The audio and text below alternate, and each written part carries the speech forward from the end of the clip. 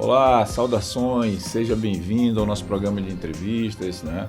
Eu, José Saraiva aqui, ainda substituindo Moreira Serra. Moreira Serra que deu uma entrevista agora para o final de ano, né? Muito boa, uma retrospectiva do ano, recomendo a gente ver, tá certo? Hoje a gente vai conversar sobre um assunto que eu particularmente gosto muito desse assunto, né? Mas eu vejo que, às vezes, as pessoas têm uma certa dificuldade, principalmente nas questões empresariais, nas grandes empresas, elas são bem utilizadas, essas metodologias de planejamento estratégico, mas, de uma maneira geral, as pessoas têm uma certa dificuldade em entender o que é planejamento de maneira metodologicamente. E, para isso, a gente trouxe aqui o professor e consultor também, Leôncio Lima. Doutor Leôncio Lima, seja bem-vindo ao Saudações. Muito obrigado por aceitar o convite. Okay. Eu que agradeço, Saraiva, o convite. Eu saúdo você, eu saúdo também o Moreira Serra e os ouvintes, telespectadores do Saudações. Né? Legal. Saraiva, para mim é uma honra estar aqui, até pelo convite que você fez há algum tempo, e eu estou aqui todos ouvidos. Com certeza. Para mim também é uma satisfação trocar uma ideia com você, porque a gente tem já teve a oportunidade de trabalhar em alguns outros projetos, né? E a gente está sempre muito afinado em termos de planejamento, uma conversa. Por isso que eu falo, é uma coisa que eu particularmente gosto muito como engenheiro, gosto muito, tenho uma visão, acho muito de planejamento de obra, planejamento de empreendimento, planejamento de projeto, né? Os projetos de engenharia, então.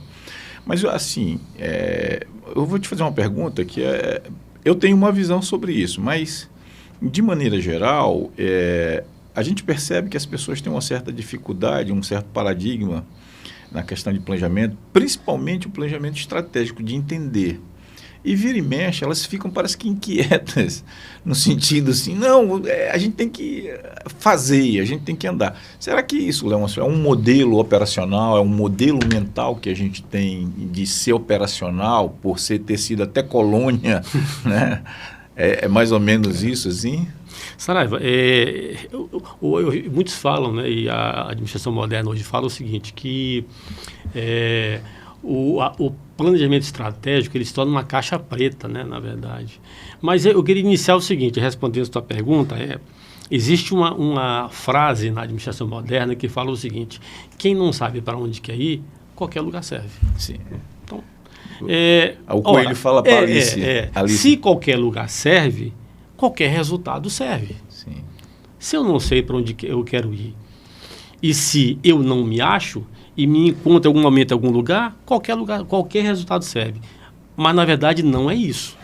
Né? Na verdade, não é isso. Por quê? Porque, se você for pensar bem, o planejamento em si, na sua essência, ele é a direção. A pessoa, é um processo que dirige tua visão de forma a longo prazo para você poder ter resultados consistentes no teu processo, no teu produto e serviço. Sim. Essa é a grande sacada. Mas o grande nosso maior problema hoje a nível de organização é a gente entender hoje como as empresas não trabalham com planejamento. Para você entender o seguinte, 88% das empresas médias não possuem planejamento a longo prazo. Sim. 90% das microempresas no Brasil também não possuem planejamento a longo prazo. E 91% das MEIs não possuem planejamento a longo prazo. Ora, daí essa falta de você querer saber para onde você vai, né? E como você vai, mas quando você vai. Tu acha que falta a visão em si, do uso, falta a metodologia, o conhecimento da metodologia? Como tu colocas isso assim? São três coisas, três componentes. Só mais uma colocação que eu acho pertinente. Porque, por exemplo, como a gente já teve em empresas multinacionais, a gente sabe que aquilo é metodologia, é processo para a gente isso vai seguir, né? Mas quando tu falas, por exemplo, tu abordaste agora médias empresas, aí o cara não tem aquilo metodologicamente para ele ser cobrado daquilo, né? Mas qual a visão de uma empresa, Saraiva? É lucro. Lucro sustentável, né? Sim. Tem que A ter saúde lucro financeira é importante. Exatamente. Então, quer dizer, quem tem uma empresa hoje, ele está visando lucro de forma sustentável, ele quer se perpetuar no mercado. Né? Essa que é a grande visão. Então, hoje, nós temos 3 componentes principais. Primeiro ponto é a questão de você entender a metodologia que você vai usar. Sim. Né? Porque, como eu te falei, as pessoas ainda entendem o planejamento estratégico como uma grande caixa preta, é um monstro. Eu não sei. Então, e essa visão, cara, ela é uma visão importante porque ela te faz entender, primeiramente, te fazer enxergar o teu mercado. Sim. Ou seja, qual é o meu contexto, quem eu sou, onde eu estou, qual é a minha identidade. Então, isso aí é você entender a caixinha de o que você quer e para onde você vai. E segundo é ter ferramental para isso, que aí vem a metodologia. Sim. Né? E a metodologia, ela abre um espaço muito grande. Você é da época também que eu tive a oportunidade de ser aluno do professor Falcone, né?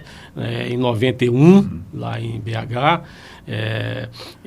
Então, quer dizer, ali foi um choque. Sim. Ali foi um choque de você entender o qualidade, TQC, o CCQ, o ciclo de controle, o MASP, TPM. Exato, o MASP, que não é Museu de Arte de São Paulo, esse metodologia de análise de solução de problemas, né?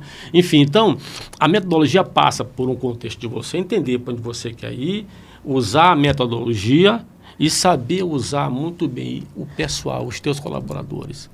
A grande sacada hoje, a grande falha hoje é a questão de você não envolver os teus colaboradores nesse processo. Sim. Então, tem a questão de você saber para onde você quer ir, a metodologia a ser usada e o mais importante é envolver as pessoas.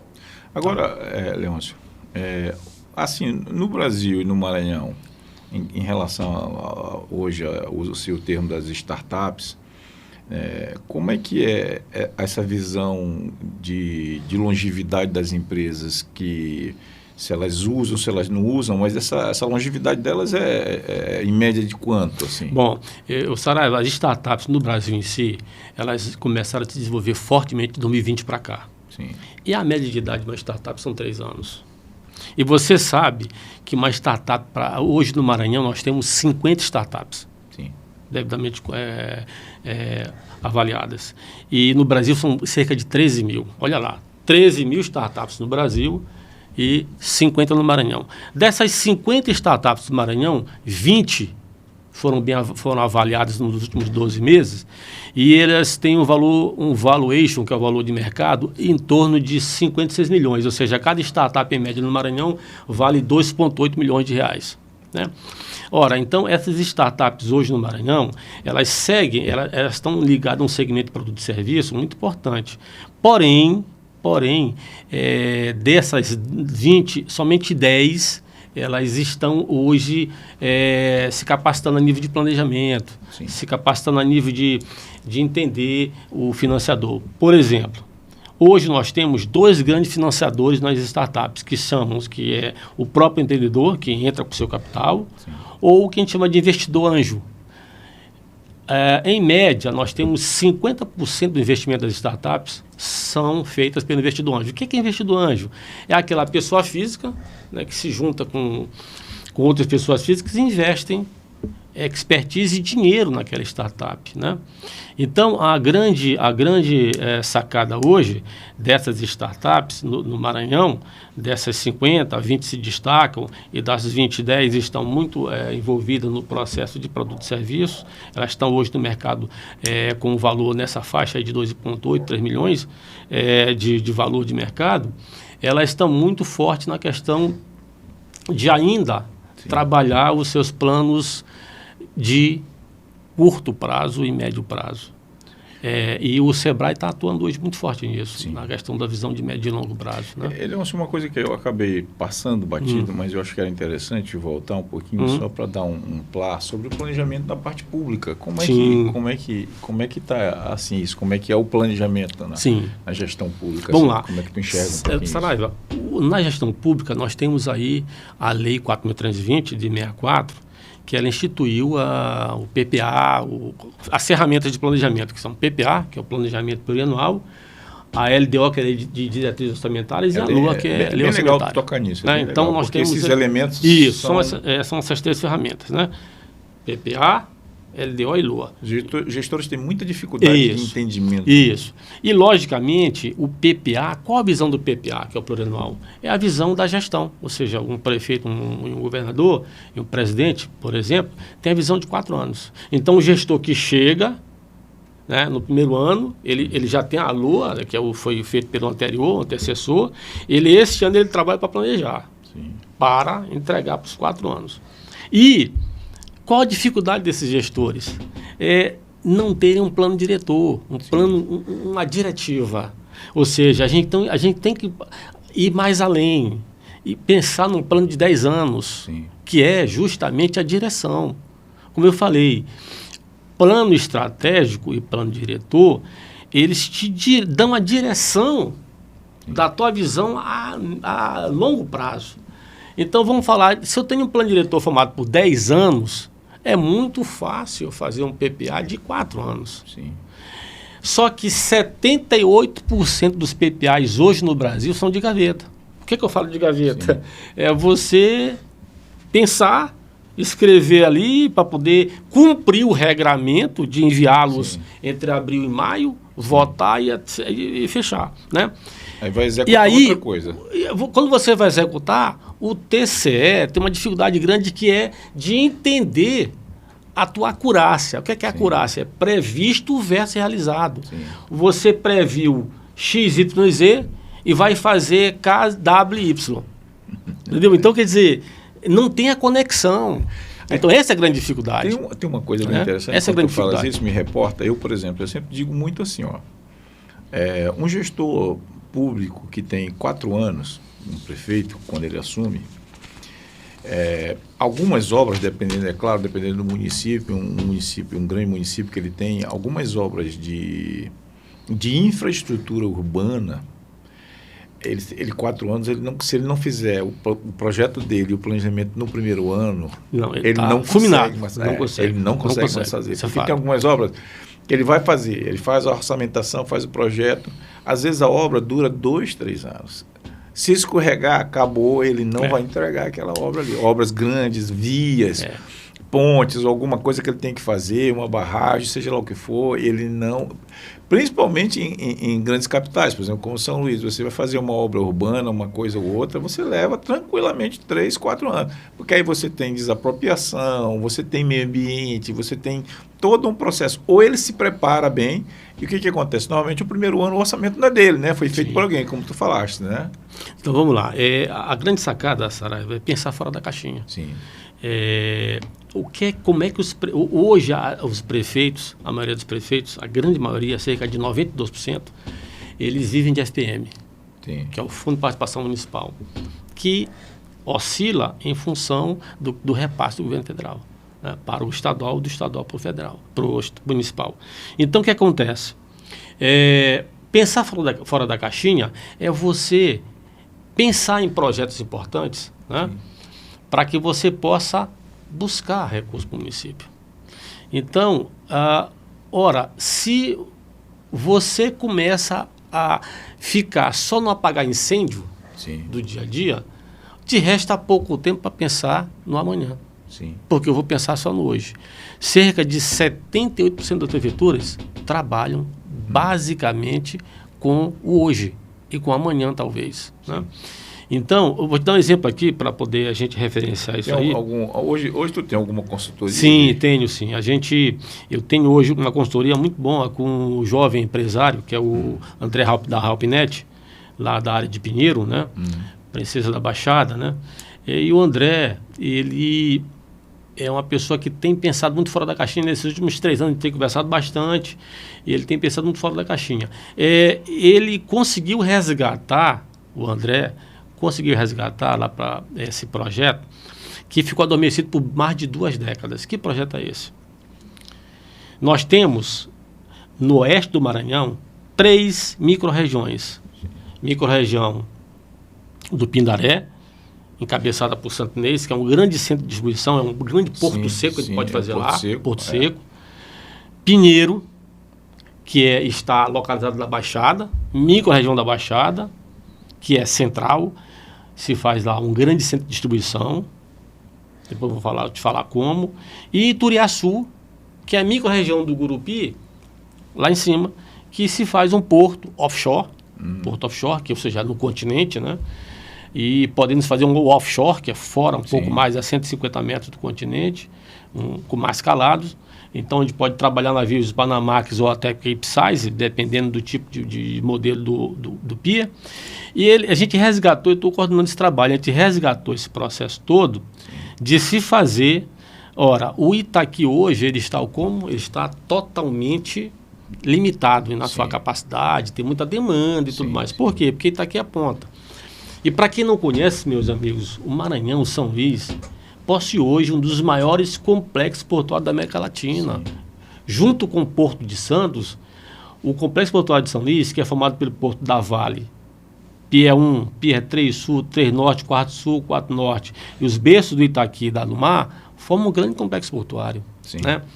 E uma estrutura complexa e grande. Né? Então, quer dizer, como o Porto do Itaqui está bem limitado a sua capacidade, gente, nós temos cargas aí da região sul, e reprimidas que não vão poder subir os grãos da região do Paranaguá, etc., lá do nosso centro-oeste, para o Itaqui, e vão ter que descer para o Pecém, pô.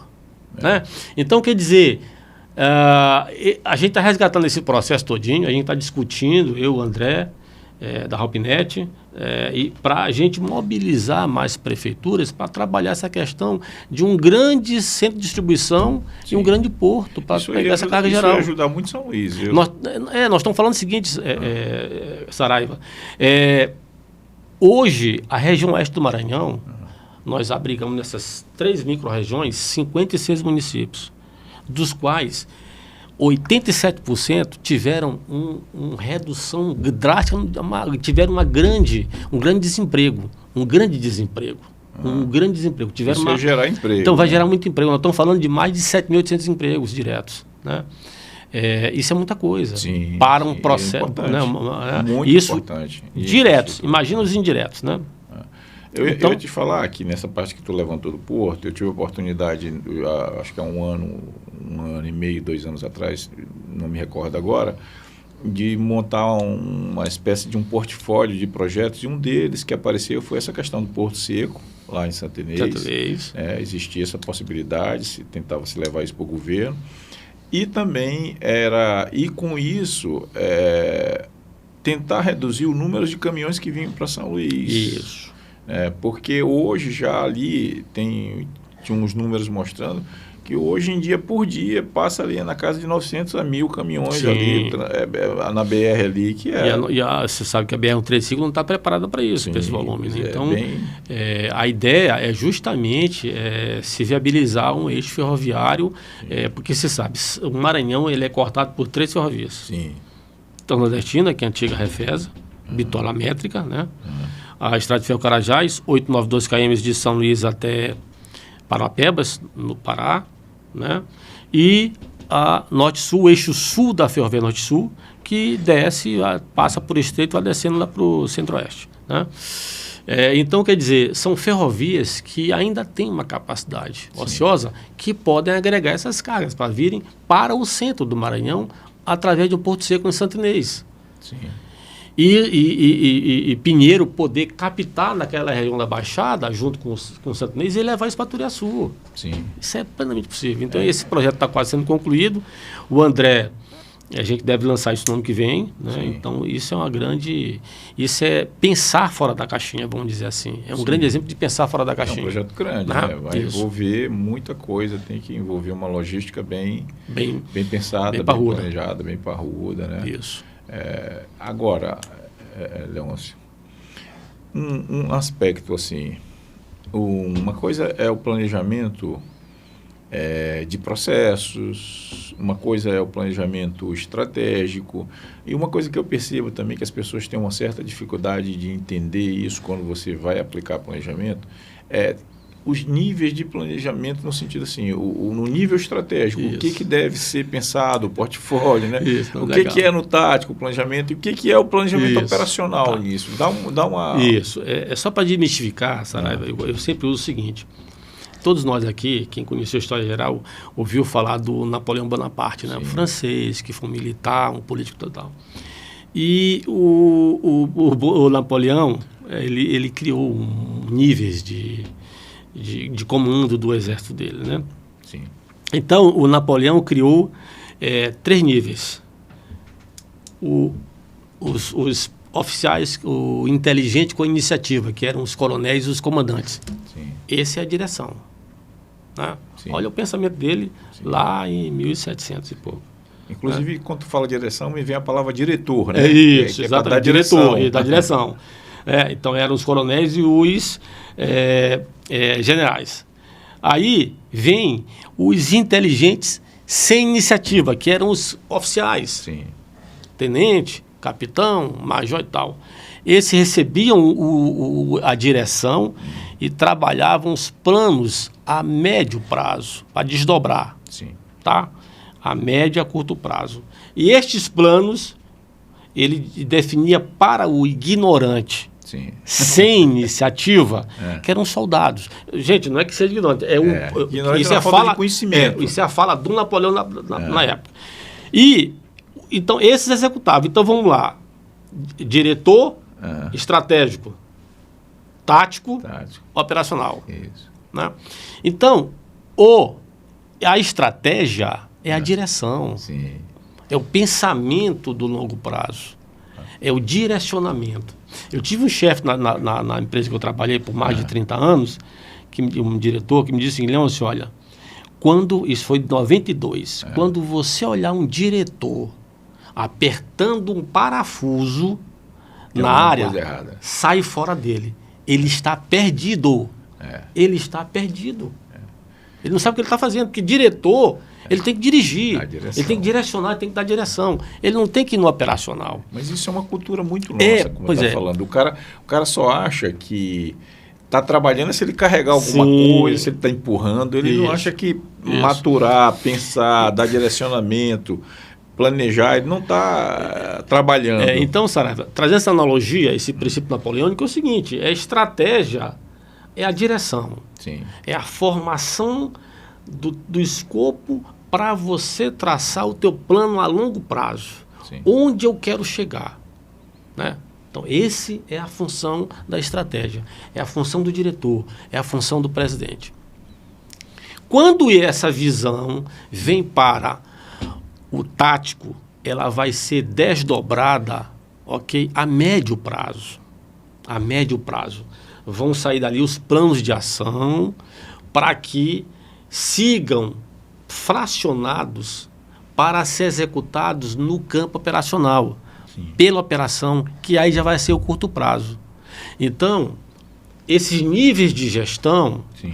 E outra coisa, muita gente confunde gestão com gerenciamento. Sim. Gestão está na estratégia. Gerenciamento está no operacional. Tem gerente de operação que quer fazer a estratégia. Sim. E tem diretor querendo fazer a operação. Isso se confunde nas empresas. Então, o grande responsável por esse imbróglio todo é essa falta de entendimento. E essa necessidade de você procurar alguém que possa te orientar. E o mais importante é a questão de você buscar, primeiramente, definir o teu pessoal da estratégia. Aí deixa eu te fazer uma pergunta fora do nosso escopo aqui agora, uma pergunta bem simples, assim, porque me veio agora, olhando assim. Eu percebo, às vezes, que o administrador em si ele tem uma importância muito grande. Mas de um tempo para cá, assim, parece que as pessoas ainda não começaram a não... Principalmente nós engenheiros, então, às vezes, nós achamos que nós somos administradores. Aí a gente quer ser administrador, mas uma coisa é ser engenheiro, outra coisa é ser administrador. A gente pode ter alguma percepção, mas não quer dizer necessariamente que tem aquela formação de administrador ou de gestor. Como tu enxergas hoje a profissão de administrador? Para onde é que ela vai, assim, também agora? Saraiva, há 30 anos passados aí, entre 30 e 40 anos, o administrador, ele era aquela pessoa que tem que fazer, tem que estar ali, é só ele que faz, né? E tal. Aí abriu-se a visão do nosso professor Falcone. Vicente Falcone, né? Não, o Vicente Falcone é engenheiro. Sim, engenheiro. Olha lá, engenheiro, né? Eu não estou aqui traçando um paralelo, desmerecendo o administrador. Não, estou falando o seguinte. Sim. Falcone, grande assumidade na área de qualidade e engenheiro. Sim. Né? E que foi para o Japão, passou ali 5 anos, voltou bem craque nisso. E se eu não me falha a memória, engenheiro eletricista. Isso, então quer dizer... Não é nem de produção. Então, o fato de você ter aquela capacidade de gerir, capacidade de entender, de se organizar no tempo, isso transcende a questão do administrador, entendeu? Não estou dizendo aqui que... Eu estou dizendo o seguinte, que o engenheiro, eu conheço excelentes engenheiros, né, que se tornaram grandes administradores de empresa, grandes diretores, grandes presidentes. Então, o que quer dizer é o seguinte, não fica só essa questão dessa pecha de dizer, para ser administrador, tem que ser administrador. Não. Tanto que o Vicente quebrou esse regramento. Então, quer dizer, eu te digo o seguinte, a resposta é bem clara. A arte de administrar, ela transcende a tua formação. Sim. Tá? Legal. Transcende a formação. Ela tem a ver com a tua capacidade de absorver conhecimentos e transformá-lo em ação. Porque uma coisa é eu conhecer um processo, eu deter esse conhecimento, outra coisa é eu conseguir transferir isso para uma ação. Né? Então, quer dizer, é o diretor saindo da direção para apertar um parafuso e o gerente operacional querer fazer uma estratégia. Tem um conceito que o pessoal de RH fala hoje que é CHA, que é capacidade, habilidade e atitude. Isso. Né? Transformar essas três porque, coisas. Saraiva, só para completar o que você perguntou, para a tomada de decisão, nós temos que ter 4 grandes pilares sendo realizados. Observar, analisar, decidir e agir. Observar, analisar, decidir e agir. Ora, o que acontece, para eu agir, eu tenho que queimar 3 etapas. Eu tenho que observar o problema, analisar e decidir em cima dele. Ora, o que acontece se eu fizer uma observação e uma análise superficial? Eu vou ter uma decisão equivocada, superficial, né? Eu vou ter um problema. Então, se você conseguir atuar de forma que você queime essas etapas de forma que use as ferramentas adequadas, independente de você ser administrador, engenheiro, você vai fazê-lo. E vai dar resultado. Entendeu? Então, essa que é a grande sacada. Doutor Leôncio, passa rápido o tempo, né? Como a conversa é boa, a gente vai fluindo e tal. Eu queria te agradecer e deixar um espaço para te rapidamente fazer uma mensagem aí final, alguma coisa que tu acha que seja importante para as pessoas que estão nos ouvindo. Eu diria o seguinte, Saraiva, o Maranhão é um estado de grande potencial, né? E nós temos pessoas muito inteligentes. Eu sou maranhense e tenho orgulho de ser maranhense. Tem muita gente inteligente aqui. Eu diria o seguinte, olha, que vocês, os jovens empresários que estão começando hoje, tenham consciência que eles têm um puta de um estado muito, muito capaz de transcender o que se faz hoje. E te falo o seguinte, o recado que eu dou é, na verdade, para as universidades. As universidades não estão alinhadas com as grandes empresas no tocante a você elaborar a tua grade curricular dos cursos para oferecer para o mercado. Ok? O recado que eu dou é para as universidades. Universidades, sentem com as grandes empresas para entender os seus planos diretores e para daí vocês alinharem e elaborar a grade de curso de forma a formar profissionais produtivos. É isso. Você que ficou até o momento com a gente aqui, até agora, né? A gente agradece você, a gente espera ter levado essa informação para você, muito interessante essa conversa, e a gente espera que isso sirva para o seu futuro, principalmente para as pessoas mais jovens que acompanharam a gente até agora. Muito obrigado e até uma próxima aí.